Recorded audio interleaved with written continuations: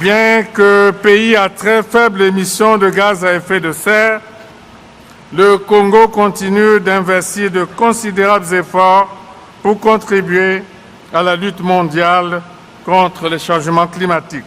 La vision verte de Denis Sassou Nguesso face à un monde en danger et aveugle, évangile du management de l'environnement et du développement durable, paru aux éditions Harmattan, est l'un des ouvrages ayant favorisé l'invitation de son auteur, l'écrivain-chercheur le Dr Michel Innocent Peya, à participer aux rencontres internationales des véhicules écologiques RIV 2017. Ce rendez-vous devenu incontournable pour les acteurs publics et les professionnels du secteur de la mobilité qui œuvrent en direction du développement durable est pour cette édition une première rencontre après le retrait des États-Unis de l'accord de Paris. Parmi les participants, Brune Poisson, secrétaire d'État auprès du ministre d'État, ministre de la Transition écologique et solidaire, représentant le gouvernement français. Saladine Mézoar, président de la COP22, Akima El Haïté, champion de haut niveau pour la COP22 et bien d'autres personnalités civiles engagées dans les thématiques environnementales. Il est nécessaire de diffuser, de continuer à sensibiliser tout le continent africain. Et aujourd'hui, des livres qui montrent que nous avons le savoir-faire, nous avons le potentiel en Afrique, nous avons les technologies, nous avons les hommes et les femmes. Et bien, avec cela, nous pouvons arriver, comme beaucoup de pays, à assurer un minimum de confort à nos concitoyens, à amener la modernité, mais aussi une modernité dans le respect de la nature, dans le respect de l'environnement. C'est un peu l'esprit de ces discussions sur l'économie verte, et je crois qu'un livre comme celui-là va permettre aussi de continuer cette diffusion, et elle est très importante.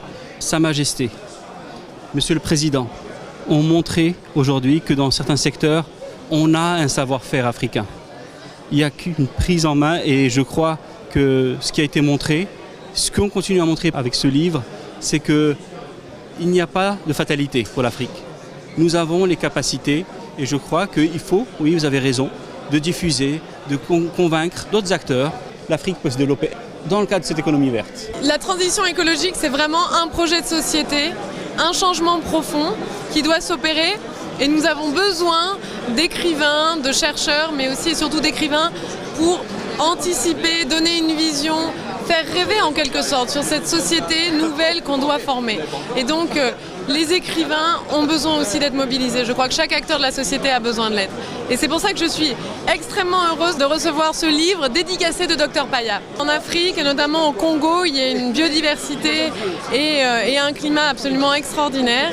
Et c'est vrai que nous devons travailler de concert pour protéger cette planète. On le sait très bien, le changement climatique n'a pas de frontières et on doit travailler ensemble pour faire en sorte de protéger notre planète parce qu'il s'agit de l'avenir de nos enfants. Il vient de publier un ouvrage sur le combat du réchauffement climatique de son Excellence, Monsieur le Président Sassou Nguesso. Le Président Sassou Nguesso a donné une vision claire par rapport au changement climatique. Si j'analyse même son discours de la fois passée sur le climat, et je crois que ce discours est arrivé au bon moment. Nous félicitons ce grand homme, ce grand visionnaire qui est Denis Sassou Nguesso. Et coup de chapeau à ce grand écrivain-chercheur, Innocent Peya, cet ouvrage. Parce que c'est vraiment arrivé au bon moment.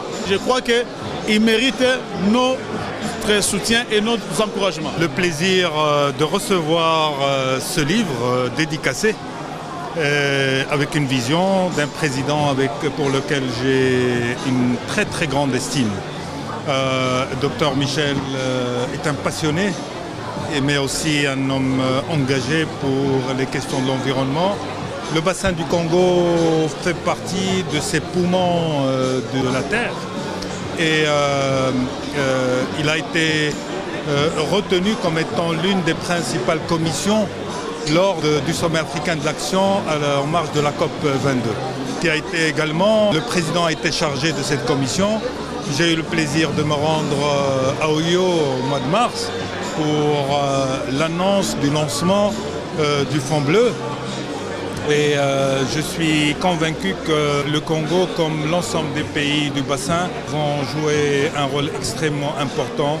Il y a une vision dynamique de l'avenir. Il y a un engagement pour le climat et pour la nouvelle économie telle qu'elle est en train d'évoluer. Il y a des réponses par rapport aux populations africaines et aux populations du bassin du Congo. Il y a beaucoup à gagner et très peu à perdre. Je suis convaincu que le leadership du président, mais aussi l'engagement des différents acteurs va permettre à notre continent, d'une manière générale, d'être présent dans cette transition vers la nouvelle économie, vers cette mutation que connaît le monde. Et je suis heureux de pouvoir recevoir ce livre avec cette vision du président, mais également de pouvoir m'engager personnellement et de contribuer personnellement à cette grande mutation que le continent africain est en train de vivre. Je trouve que c'est une très très belle initiative. Je le découvrirai avec beaucoup de plaisir. Je voudrais en saluer l'auteur et dire que nous avons besoin de nous convertir, d'avoir vraiment cette vision verte, parce qu'on peut décider des actions, mais si on n'a pas la vision, on n'a rien. Bravo à M. Sassou et j'espère que beaucoup de personnes partageront avec moi ce livre et liront ce livre. Cette réunion s'inscrit inexorablement dans l'objectif d'honorer aux accords de Paris et de Marrakech avec les discussions sur les solutions durables offertes pour réduire la pollution dans les villes, notamment causée par les véhicules polluants. Nous étions conviés à participer à la 8e édition des Rives 2017, c'est-à-dire la rencontre internationale des véhicules écologiques. Nul n'est besoin de le rappeler ici que le Congo regorge d'une forêt primaire contenant d'énormes potentialités, considérée comme une partie du poumon de la Terre. C'est pour dire pour nous autres Congolais, l'écologie est au centre de notre action politique nationale. Depuis que son Excellence Denis Sassou Nguesso, président de la République, on a fait son cheval de bataille et n'a de cesse conscientiser la jeunesse congolaise à la préservation de la forêt. C'est ainsi qu'il déclare que l'écologie déterminera l'avenir de l'humanité. Nous avons saisi cette occasion pour véhiculer cette information, faire connaître à l'humanité la contribution du Congo à travers le combat mené par le président de la République en traduisant notre ouvrage en plusieurs langues internationales. Par ailleurs, Michel Innocent Peya a saisi cette occasion pour dédicacer l'ouvrage Vision verte aux participants, question de témoigner l'engagement du Congo, son pays, sur les questions du développement durable. Signalons que le Congo est pionnier dans ce secteur.